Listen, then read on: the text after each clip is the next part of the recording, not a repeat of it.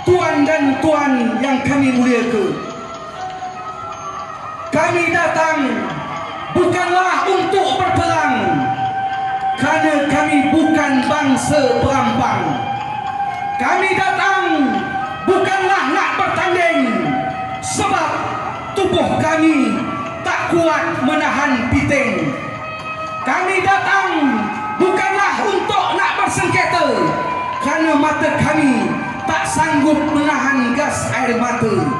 Namun kami tak lupa dengan pantun lama yang diajar ke para tetua kami. Kata tetua kami, pantang air menolak pasang, pantang buaya menolak bangkai.